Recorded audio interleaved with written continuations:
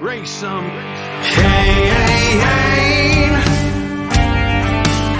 You gotta raise some Cain.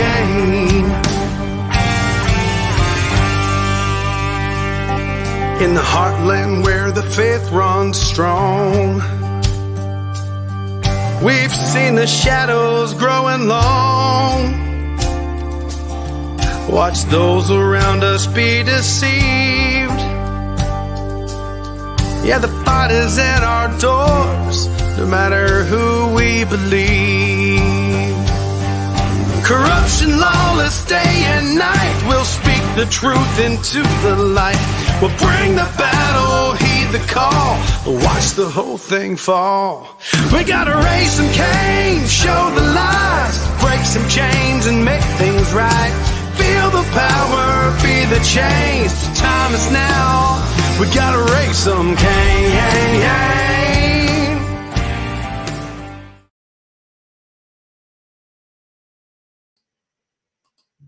Welcome to a special Mountain State edition of the Raising Cain Show, where we dive deep into the most pressing issues facing our beloved Mountain State and the nation as a whole. I'm your host, Nate Cain, and today I'm thrilled to have Chris Anders, our guest. Chris is a true Christian constitutional conservative and the Republican candidate for the 97th House of Delegates in West Virginia. He has dedicated over 18 years to championing liberty, fighting against oppressive taxes, and advocating for medical freedom. His experience with grassroots activism and knowledge of the political process make him a powerful voice for change here in West Virginia. Today, we're going to tackle critical topics such as the impact of taxes on individual freedom, the threat of federal red flag laws to our Second Amendment rights, and the fight for medical autonomy.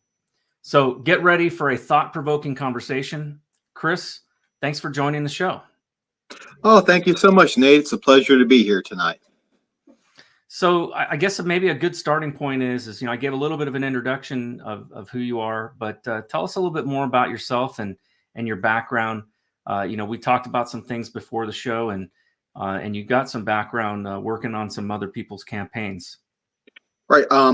Like you said, I've worked for 18 years in grassroots politics. I've worked with groups such as the National Association for Gun Rights, Students for Life, Campaign for Liberty, Young Americans for Liberty. There might be a theme there. Most recently, I was the Mid-Atlantic Director for Young Americans for Liberty before I filed to run for office. I also worked on the campaigns of both Ron Paul and Rand Paul. So I've been in this fight for a very long time. I go back and I always look at, we too often in all the noise, we lose focus on why our founding fathers fought the American Revolution. And I always believe that it's a primary job of any elected official to defend the Constitution and individual liberty, both personal and economic. But just the other day, I finalized my application for the Sons of the American Revolution because I had 11 ancestors who fought in the American War of Independence. And I started thinking, what do these farmers, shopkeepers, teachers, fathers and sons, what would drive them to risk everything they had and everything they ever would have to take on the world's most powerful army? Well, it kind of boiled it down to four simple things. First of all was what, British gun control, right? British gun confiscation. Secondly, a 2% tax on a breakfast beverage that was not coffee. They were rebelling over a tax on tea. Third, the amount of cronyism in the British Empire. The colonists were forced to prop up the East India Company and purchase their goods. And finally, the British general warrant that could violate your right to privacy and due process of law. So I started thinking about that. And then I said, okay, well, what's happening today? Fast forward 250 years.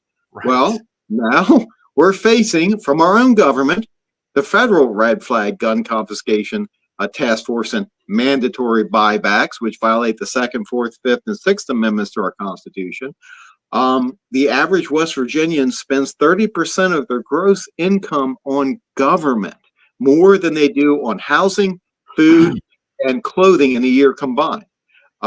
Just last year, the legislature voted to give 300 million of your tax dollars to Bill Gates to bring his woke transgender anti-gun company to West Virginia. And finally, everything we do on a computer and everything we do on our cell phone is spied on unconstitutionally by the government. You know, the founding fathers would be ashamed of what we're putting up with from our own government. And I believe it's time for a new revolution, a political revolution, to restore these rights and make West Virginia a shining light for freedom. Yeah, amen to that. You know, I happen to think very much along the same lines that you do. In fact, I look at the state of affairs today in America and I think to myself, wow, what a bunch of wussies we are, man. It's like, you know, our ancestors, man, they would not have tolerated what we have, you know, come under. But what we've had is we've had, you know, more than 200 years of relative peace and prosperity, and it's made us weak. It's made us, you know, especially I would say since the World War II generation, you know, we've really just gotten soft, and we allowed, you know, with technological advances happening so quickly, I think we've also seen a generation, you know, our children, right, that have grown up with cell phones and computers, and they have no concept of, you know, of their right to privacy anymore. It just, it's like it's not ingrained in them, whereas it was still somewhat ingrained in us.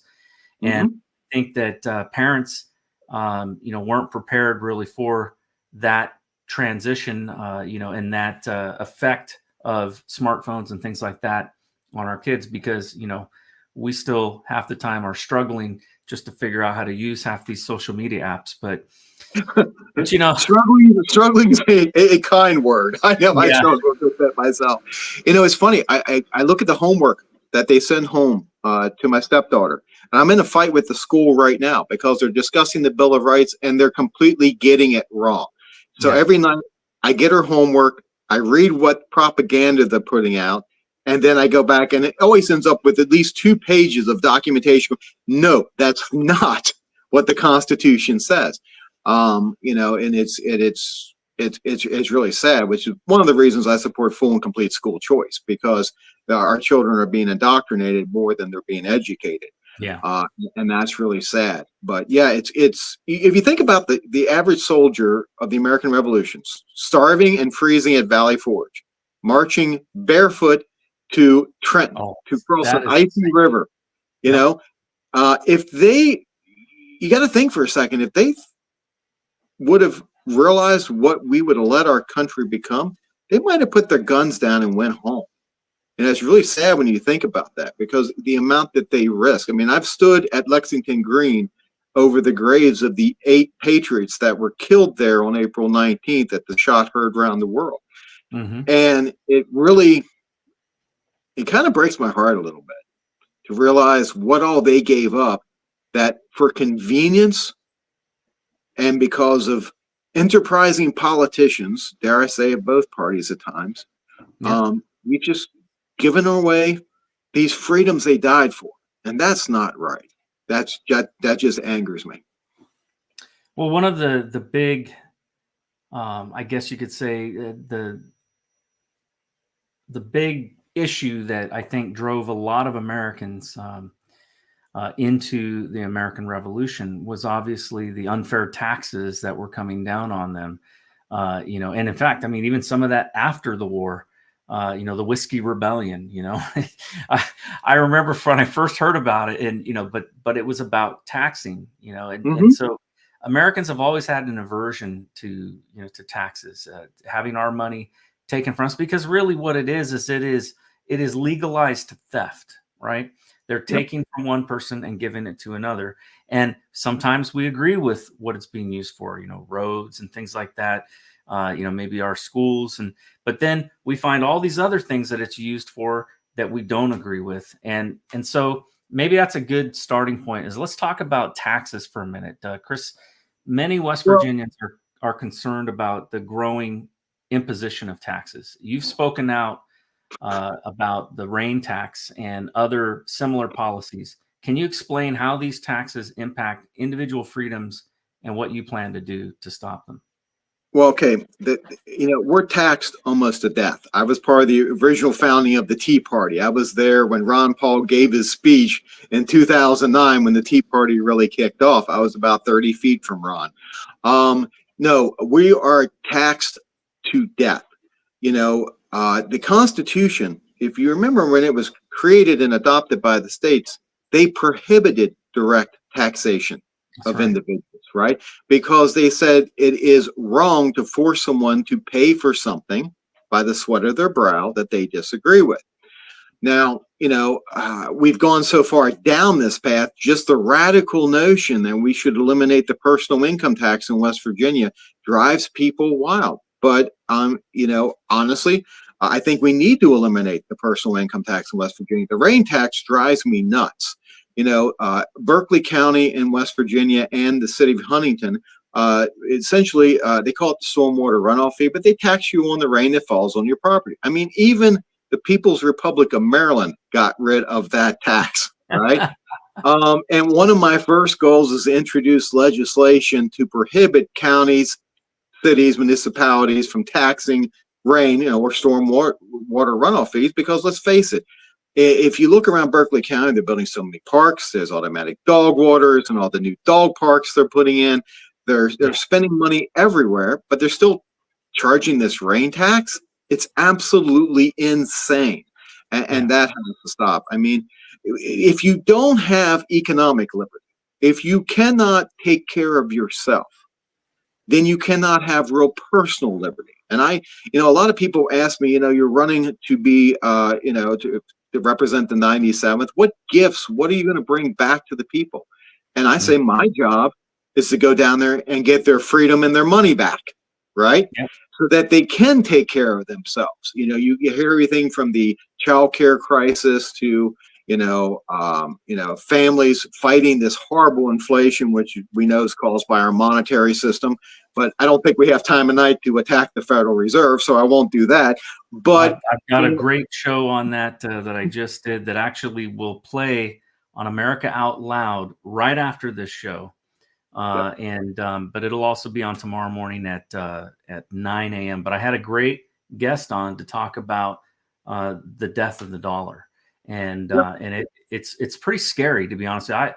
Very few things, really put me in fear mode. I mean, I've been through a lot, and but this situation with the dollar and the uncertainty about what is coming and the potential for hyperinflation, I don't think people even realize just how dangerous a situation we're in. Right. And I think a lot of people don't realize that inflation is a tax, because it is a tax, because government can only get money one of three ways. They can direct tax it from you. They can borrow it. Well, what, 35 trillion in debt now at this point? Or they can print money. And inflation by definition is devaluation of the currency.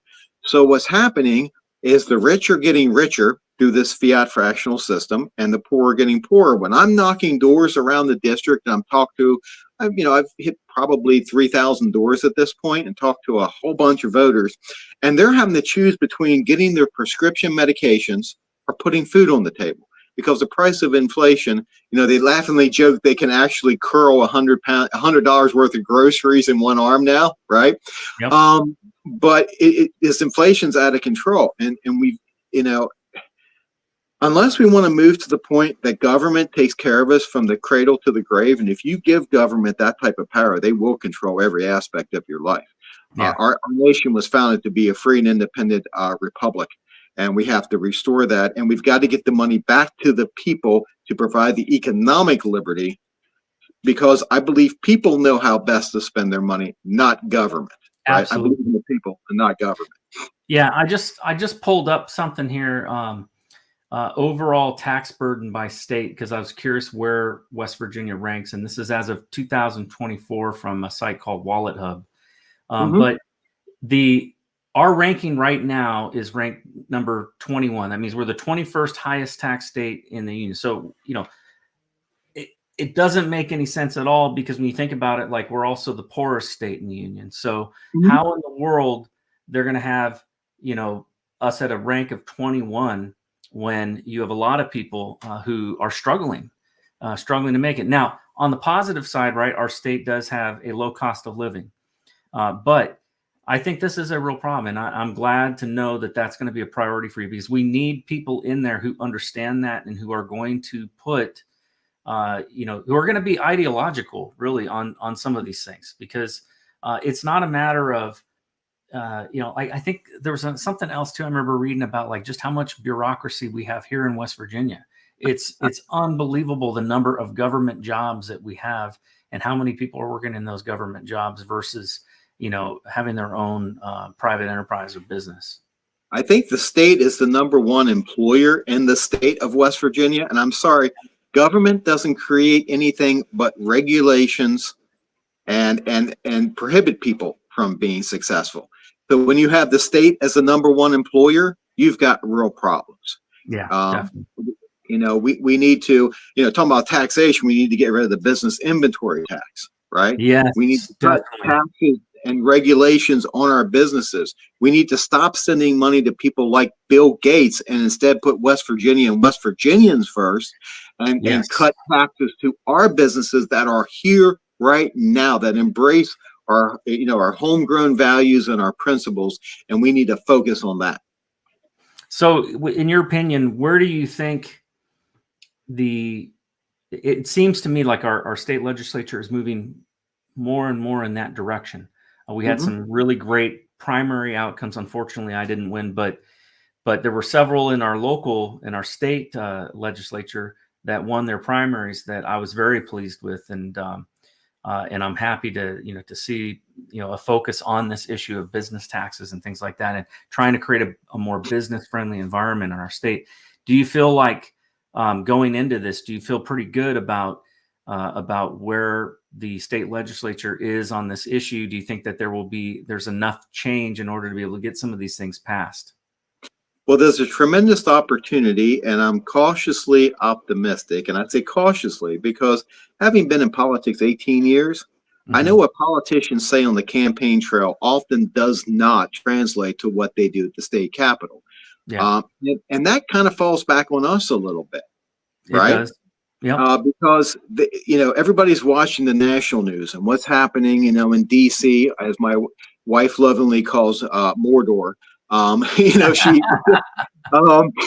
we see what's happening down there, but nobody pays attention to what the state legislature is actually doing. So a lot of times these politicians, they will say one thing, get elected, go down to Charleston, do something completely different, then come back and lie and say, oh yeah, I did what I told you I would. Individual liberty means personal responsibility of that liberty. And what I encourage everybody to do is hold any politician, especially myself, accountable, right? Because you have to have personal responsibility of that liberty.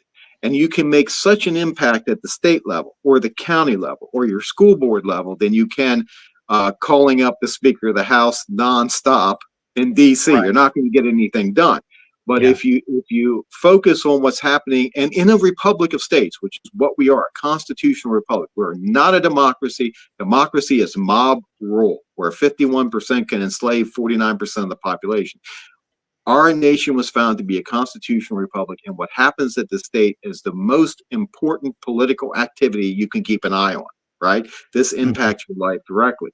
And if you believe, like I do, what James Madison and Thomas Jefferson wrote, it's also the state's duty to fight back against overreaching federal regulations, rules, everything that bureaucrats buried in the bowels of DC write up. And it's not just the court system. It's actually the legislature. In fact, Madison said it is the duty of the state legislator to stand between the people they represent in federal tyranny. Yeah, definitely. I want to, speaking of federal regulations, let's talk about that for a minute. The federal red flag laws, the debate over federal red flag laws has, of course, heated up, especially in light of, of course, anytime there's a shooting, they start, beating their drums. Especially for those of us who hold the Second Amendment near and dear, which I would say is probably 90% of West Virginia. This is the only state I've ever lived in, and I've lived in a lot of places where I remember when I decided to run for Congress, I sat down and was talking to a little old lady from church, and she asked me, she goes, "So now how do you feel about guns?" And I said, "Oh, I love guns. I got a lot of them." And she goes, "Oh, good." And she began to then tell me about the piece that she was carrying and wanted to know what I was carrying. And so that was kind of an interesting conversation with a woman that's probably in her 80s. Right. Now, how do you believe that these laws, just because I think a lot of people don't understand what red flag laws are, can you explain what those laws are, how they threaten not only gun rights, but also our constitutional guarantee of due process? Absolutely. What red flag laws, they say this is to what they sell them as a way to protect us against, crazy people having guns. That's what they say. But what it really is an application is if they're an anonymous call in, let's say your neighbor's mad at you, my daughter's teacher's mad at me, or you have an angry ex-wife or something along those lines. And they can call in anonymously and they can say, hey, Nate's a danger to himself and others. And then they go out and a SWAT team can kick in your door at 3 a.m. in the morning, shoot your dog, point a gun at you and your family, and take away your guns. Now, that is a clear violation of the Second Amendment, obviously, but it's also a violation of due process of law in the Sixth Amendment and 800 years of English common law back to the Magna Carta, which was signed in 1215. So you're supposed to, according to the Constitution, have your day in court before you are deprived of your life, your liberty, or your property. They're not allowed to take your stuff away until they prove. Now, if someone's clinically insane and they prove it in a court of law and they have their day in court, okay, that's fine. They went through due process of law, right? But just on an anonymous complaint to SWAT you at 3 a.m., right? Which many of us, if I'm lying in bed at 3 a.m. and someone kicks in my door, I'm not asking who it is, right? I mean, I'm not. And we've had two people, neighboring Maryland has red flag, and two people have been killed over there. There were two individuals killed, one when the SWAT team kicked in the wrong door. Right. Okay. So, they shot a mayor's dog one time, by kicking in the wrong door. So this is the exact thing that the colonists rebelled against, because the British were like, okay, you're going to be a danger to government and you're a danger to peace, so we're going to come out and take all your guns. So they marched the Lexington and Concord. We know how that turned out, right? So this is a horrible tyrannical. I call it the red flag of tyranny, and they're flying it high. On that note, something that's kind of somewhat related, but it definitely is an issue. Take the swatting issue. I'm just like, when I see that happen, to me, it seems like attempted murder is what it seems like to me. And I don't know how these people who are getting away with this are not, going to jail for a very long time, because that right there could get people killed, and that includes making a false claim. I think on some of these things where you have somebody that I've seen. This issue kind of ties into CPS as well. I've seen people have kids taken away without due process. That issue of due process to me is so critically important. Look, if a jury of my peers decides that I should not own guns because they all feel threatened by me, and I have a history and there's evidence that they can provide, that I'm a danger to society, that's one thing. But without a jury of my peers, no judge in the land should be able to, to sign off on taking somebody's rights away. We've seen how that goes with the FISA courts and the abuse of power, where they basically turn things around to be able to spy on the American people. And that's another issue that, to me, I'm hoping that, whoever becomes our new attorney general will address that issue and go after it, because anybody who's being spied on by the federal government or having their guns taken away by the federal government, the attorney general needs to go after them for deprivation of rights under color of law. And even bigger, the state legislature should have. Absolutely. Absolutely. Thomas Jefferson said the famous words, "Nullification is the rightful remedy," right? And Mhm. whenever the federal government oversteps its constitutional bounds.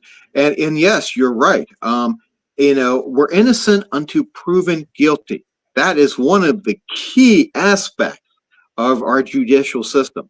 And it's almost like the Minority Report. Have you seen that Tom Yes. Cruise movie? Yeah, I've referenced that a lot because it is like Yep, that. Except yep. I'm wondering when they're going to put in AI to look at all of our searches and all of that to make a determination. Oh, this guy's going to commit a crime, because that's really the direction that we're heading in. Absolutely. And it's another aspect of that is the lawfare that they exercise in West Virginia. And this is kind of going off a topic a little bit, but we don't have slapback lawsuits in West Virginia. So someone can sue you in West Virginia for no cause whatsoever, and you cannot then countersue them. So a lot of these That's rich wrong. individuals and trial lawyers, if you oppose them and what they stand for, they just sue you, and you have no way to fight back except for lawyering up, which most West Virginians can't afford $5,000-$10,000 in a retainer fee to Mhm. protect themselves. Yeah. So they are waging war on the people, and that needs to stop. So you've been an outspoken advocate for medical freedom. And, Absolutely. this is something I just did a show on again last night. It'll be on the America Out Loud show, Unleash the Political News Hour. But I was just talking with somebody about that issue of medical freedom. And we're 1 out of 5 states, I believe, that does not have a uh, an exemption for religious freedom. And how in the world is that even possible here in West Virginia? West Virginia, to me, like I said, any state I've ever lived in, West Virginians by far are the most independently minded people I have ever met in my life. They want to be left alone by the federal government. That is, and by the state government for that matter. Mhm. They don't want the government interfering in their own personal affairs. And yet we still have things like, like this on the books, where they were able to uh, deny people their children's ability to go to school if they weren't vaccinated.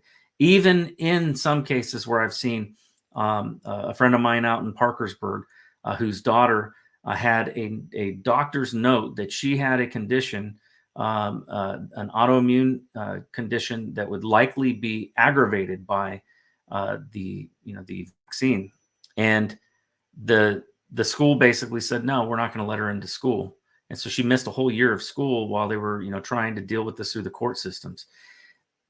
To me, when did we give up our right to bodily autonomy? I don't understand. I don't remember anywhere ever there being a law passed that says the government gets to tell me what I have to put into my body. So let's talk about this issue a little bit, because to me, I think this is a huge issue of freedom and liberty. It is huge. It is absolutely huge. It was funny. Last year, there was an effort to pass a bill that would give religious exemptions to students in virtual schools. And this bill was going through the legislature, and Delegate Kirby stood up and put an amendment in to make it for all students, right? As it should be, for all equal treatment under the law. Yeah. And with 87 Republicans and 13 Democrats, it passed, I want to say 51-48. It barely passed the House. So that bill goes over to the Senate, which was under the leadership of Craig Blair. It's gutted, right? Yeah. And it goes back to just being virtual students. It goes to Justice's desk and he vetoes it, right? Yeah. Which for some reason, a virtual school, your kids aren't even in the same classroom as other kids. It just makes no sense at all. First of all, it blows my mind that bureaucrats and politicians think they own somebody's children. I'm sorry. It doesn't, we're not Hillary Clinton, and it doesn't take a village to raise a child, right? I mean, children, up to the age of 18, the responsibility of their parents, not some bureaucrat in Charleston, okay? Yes, I believe we should have passed that bill, but even bigger, I don't think people should have to even do a religious exemption. You can just say, I don't want this in my child, done. Okay. That's right. Parental rights. Right. Yep. But Big Pharma has its fingers in a lot of politicians down in Charleston. Now, Yes. one of them lost their primary recently, and he keeps getting arrested. I don't know if you've been watching the drama. I have. I saw Maroney got arrested again, this time And for driving under the influence. but and it's funny because I'm very outspoken on most issues, and especially this one, right? I actually got into an argument in a local seafood restaurant with a sitting delegate about this, right? And they thought that the government should be able to tell you what you have to put into your body, your child's body. And I'm like, what gives you that right? What moral right do you have to say that? You don't, What really bothers me about this whole issue is, of course, back in the 80s, right? There was a law passed, federal law, that basically makes it so that we can't sue a drug company over, vaccine injury. So, right. So how in the hell, if we can't sue for harm done, then how in the hell can the government force us to take an experimental vaccine or force us to have our child take experimental vaccine? Because at the end of the day, we know there has been vaccine injury. That is a fact. Absolutely. And this, to me, seems to violate every single ounce of informed consent. Well, it's insane, but if you've ever read Bastiat's The Law, when he talks about the law being perverted and it being used to do the opposite, where government was created because your individual life, your individual liberty, and your private property existed. Those rights predated government, okay? And government's only moral right is to collectively protect your individual life, your individual liberty, and your private property rights. But since then, they've grown government. And by the way, I encourage everybody, if you like to read like I do, read Bastiat's The Law. It's free, it's online, and it talks about how the law has been perverted by politicians for their personal gain to fill their campaign coffers. And I've been very outspoken on a lot of these issues, if you as you can imagine. This upcoming election is going to be a lot of fun. Oh yeah, I look forward to seeing you get in there and reap havoc on some of these guys that are authoritarians. On this issue, I want to bring something up here. The Fourth Amendment is interesting because I don't think I've heard somebody make a Fourth Amendment argument about medical freedom, but to me, it seems very clear. It says the right of the people to be secure in their persons. Yeah. How much more clear can you be? It says in their persons, houses, papers, and effects against unreasonable searches and seizures shall not be violated. And no warrant shall issue but upon probable cause. I don't understand how anybody can see this as anything but a violation of the Fourth Amendment when the government can try to force you to basically violate the security of your own person. Exactly. And it's none of the government's business what you decide to have your child take. That's privacy. Now, a good fix to all this, besides passing medical freedom, is to do full and complete school choice, so that parents can make that decision. I watched a lot of the school board fights, and everybody's fighting over the power of who controls the school boards. Well, the problem isn't who controls it. The problem is the power exists. Right. So again, going back to parental rights, right? The parent can make that decision. So, well, on that note, it's kind of interesting because we have, and I think this is probably the case for many states, but we have certain elections that are nonpartisan, right? So we don't get to see where this person who's running for school board, where they politically lean. And some would argue, well, that's a non-political position, but that's a bunch of bull. We all know that. It's kind of the same thing with like judges, right? I mean, obviously we saw it important enough to make sure that the sheriff position was partisan. Why in the world would we allow, because especially in the case of a lot of down ballot races, very rarely do we ever get to find out what these people believe, who they are, what they're about. They might put a little blurb in the newspaper, and that's about it. A lot of times you can call them, and I've done that, but I've had opportunities, or I've tried and oftentimes not gotten a hold of them, or they're they're giving you a little bit of information, but not really telling you what they believe. And the problem is that there's no, we oftentimes don't have a voting guide or anything like that on school board. So school board is one of those positions where I believe we have seen massive amounts of outside influence, if you will, to prop up people, to help with their campaigns. We saw this with George Soros and the DAs all around the country, right? Yep. It was a down ballot thing. Most people don't even have any clue who their DA is. And you had George Soros, who was out there funding funding the campaigns of DAs who were going to be corrupt. And now that's why we're seeing a lot of the lawfare being used against Trump. Every single one of these DAs, was a George Soros funded DA. So I think that we have to do, number one, our due diligence, to look into these people. And I'll tell everybody this, something I learned is go to your Republican chair for your county committee or your precinct committee and ask them, say, hey, can you tell me how these people are registered? Because they have access to see that. And ask, how is this person registered to vote? And then that way you can at least have an idea of what party affiliation, because the parties are so different from each other now. You have such a difference in terms of just the polarization of politics. The left has gone so far to the left that there's no way in hell I would ever vote for a Democrat to be on the school board for my kid's school, especially in a place like West Virginia, where we are a majority solid red state. There makes no sense for us to have, somebody on the school board who's pushing the LGBTQ agenda or who's pushing DEI and all this other nonsense. So we've got to do a better job of that. And one of the things that I would recommend and urge you is to consider making our school board races and maybe even our judges races, making those partisan, so that we can at least see who these people are, at least know where do they align ideologically.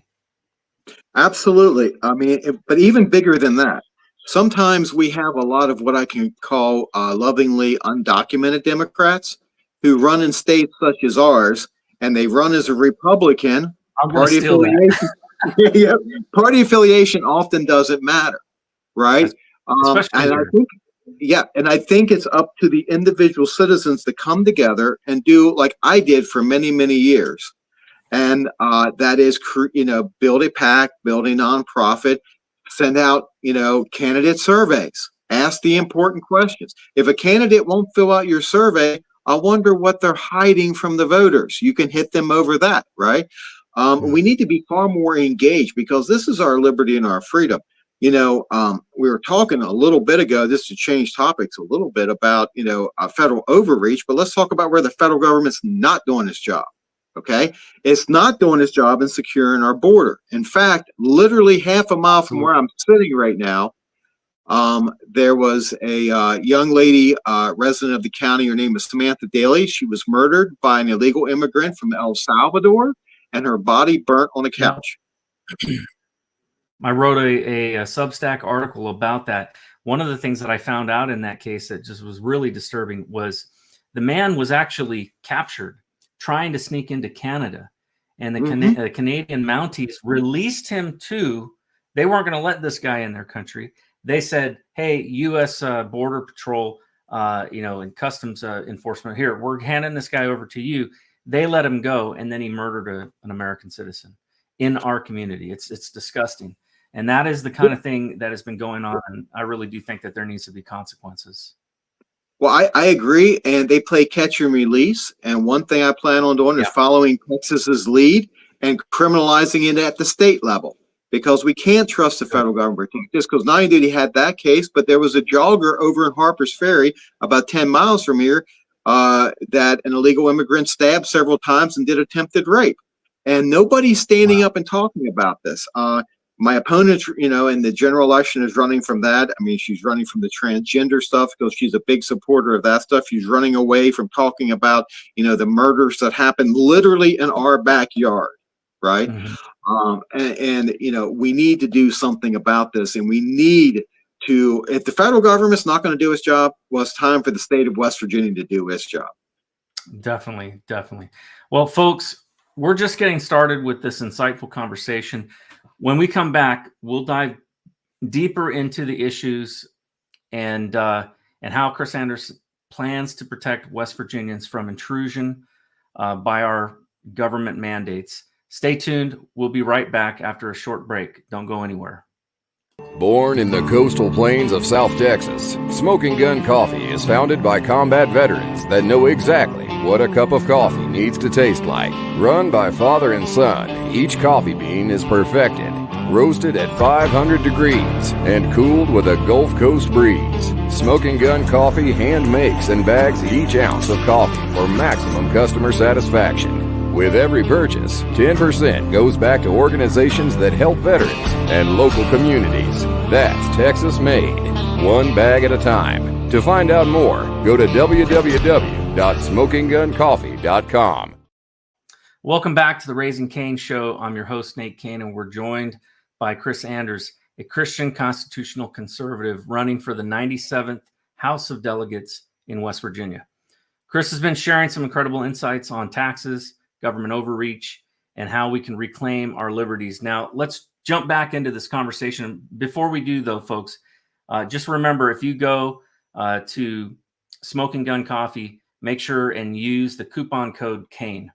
Now, Chris, I want to ask you, how do you see your race right now in how do you see, like, explain, first of all, what is the 97th district? Like, where does that cover?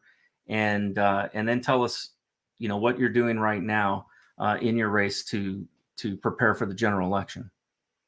Well, the 97th district consists of a portion of Jefferson County and Berkeley County. It roughly runs up until Beddington, West Virginia, down to Shenandoah Crossing, and west almost to Martinsburg. It falls shy of Martinsburg. It does cross Route 9 a little bit.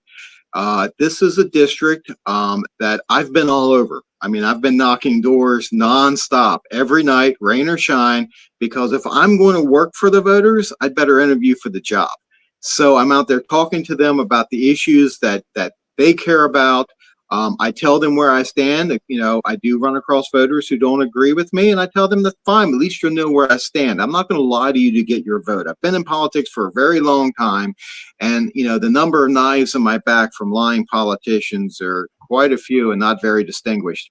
So, I'm going to tell people where I stand and whether they agree with me or not. My race have a heavily funded Democratic opponent who supports Maryland-style gun control. She supports taxpayer-funded abortion. She supports the transgender insanity in our schools. She supports us subsidizing the Green New Pipe dream, right? But she's not saying that on the campaign trail. She's saying, I'm a moderate, I work across the aisle. Well, I'm sorry. First of all, I was asked by a radio host, how effective are you going to be? Because you seem to be non-compromising in your beliefs. And I'm simple as this. Compromise is just a really nice word for selling out. Okay. And, for far too long, moderates who claim to be conservative have pictured themselves as the saviors of our nation. Meanwhile, they've negotiated away more liberty than all the communists in the world combined have taken away from us, right? So it's time to restructure this argument and say, no, I'm in this for the right reasons. I'm in it to preserve the Constitution, to restore people's freedom, to get their money back, to get their liberty back. And, that message is resounding. I won the primary by about 21%, which says a lot considering the amount of third-party dark money that was thrown at me from the crony capitalists and those who didn't want to see me win. Now I'm the Republican nominee. I am fighting a battle. My district's about 40% Republican, 30% Democrat, and everybody else is, up for grabs, independents, other, and unaffiliated. So, my hope is is that the Republican base is charged up going, okay, here's a guy who's actually going to do what he says. He's going to get out there and fight. And so we've got to show up at the polls and vote for him. But also, that whether or not people agree with me on every point, at least they know where I'm going to stand. I'm not going to lie to them just to get in power and then turn around and stab them in the back. That's immoral as well. So I believe in truth. I believe in being honest with people. And I've told some of my Republican, hopefully colleagues in the House, listen, I may not agree with you all the time, but I'm not going to stab you in the back. I'm going to tell you exactly where I stand. My family's Scottish, right? You notice behind me, I've got a Scottish flag from the Jacobite Rebellion. And we just paint our faces blue and charge right in the battle. So we're not tricky about things. I will always tell people where I stand on any issue. And it's vital that, too often state representatives just go, well, I can't do anything about this because it's a county deal, or I can't do anything about this because it's a federal deal. I'm sorry, if you look what Thomas Jefferson and James Madison said, it's my duty, right? I have a job to do, and I look at it that way, and I'm going to be a full-time delegate. A lot of people do it part-time, but I've already opened an office in the district, and I'm here to work for the people as long as it is constitutional. It falls under the moral role of government, and it doesn't increase the budget. In fact, I said I will not ever vote for any budget that does not decrease the size, scope, and spending of government, because as government grows, liberty shrinks. Absolutely. I know that from my race, and granted, I had a much more difficult area to cover, but I do believe it is possible at the state legislature level, without massive amounts of money, it is possible to win, but it requires doing exactly what you're doing, knocking on every door that you can. And so one of the things that I noticed in my race was that I won every single precinct that I knocked on doors in. But unfortunately, it just wasn't enough, because there were 700,000 people, that I had to cover. Now, let me ask you something. For those that are listening and that live in West Virginia or the surrounding areas, if folks wanted to come out and they wanted to help you knock on doors, because I think that's probably the most effective thing that people can do to help you, what would be, where can they go to find you? Where can they reach out to your campaign? Well, my campaign website is, of course, www.anders4wv.com. So it's www.anders4wv.com. And I actually have a get involved button. I do have a donate button as well, but I have a get involved button that people can click and they can note what they'd like to do. I've been lucky, I've been blessed. I've had some great volunteers. I have one gentleman who, from the primary and now through the general, has driven an hour each way to come up every weekend and help me knock doors. I consider him a very good friend of mine. He's a true patriot, and I really enjoy working with him. It's funny, the groundswell of people who support the idea of a new political revolution, restoring these God-given rights from the people, it's something alien to the political class, but the voters get it. They understand it. They look every day at the amount of taxes they're paying and the amount of freedom they're losing, right? What's being done to their children, whether it's through the vaccination or public schools. They see the illegal crime wave that's happening, and they're angry and they don't know what to do about it. And I'm like, well, come on, guys, let's get this done. Let's get together and let's make this happen. Let's make West Virginia one of those beacons for freedom and constitutional law. Because if you look around us, you got Maryland, you've got Virginia, which is rapidly going blue thanks to Northern Virginia, right? You've got Ohio. They have a whole bunch of problems out there. Like I said, I've worked in politics around the nation, so I know a little bit about what's going on. If we could make West Virginia the haven for constitutionalists and for those searching for the founding principles of our great republic, it would be just absolutely amazing. Our population, our businesses, we could be so profitable, and so free. I mean, I've been free and saying for a prospering. long time, we need to be, West Virginia absolutely should be the Florida, of the Northeast. It should be the place where conservatives are moving to. That's why I moved here. I moved here because I wanted freedom.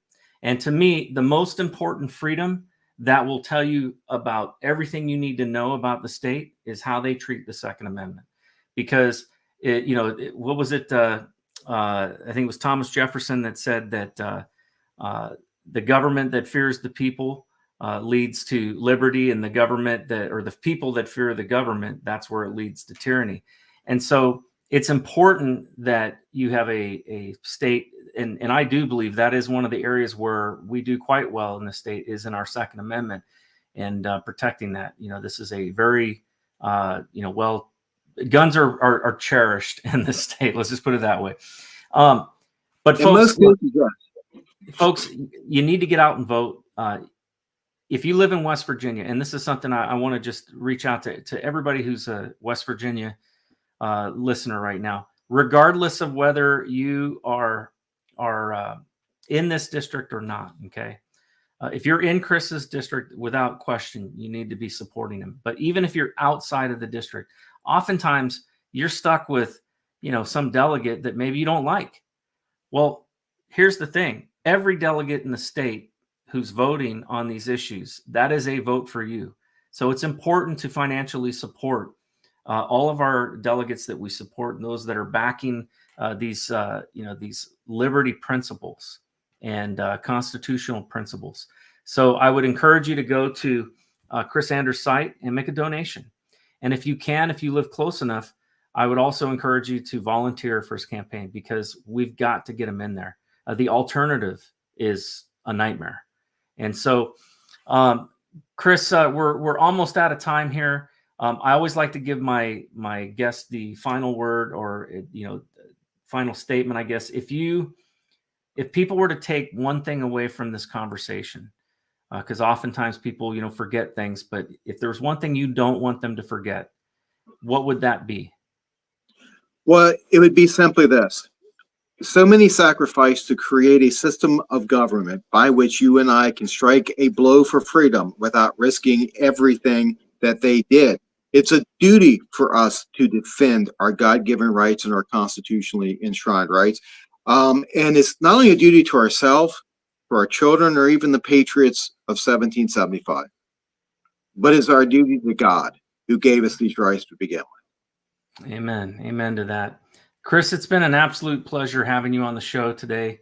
Your passion for defending our rights and restoring limited government is truly inspiring. West Virginians are fortunate to have a candidate like you running for office. To all of our listeners out there, remember that the fight for liberty begins with each and every one of us. Stay informed, get involved, and never stop fighting for our God-given rights. You guys can follow me on your favorite social media platforms. Make sure and like and subscribe to the show.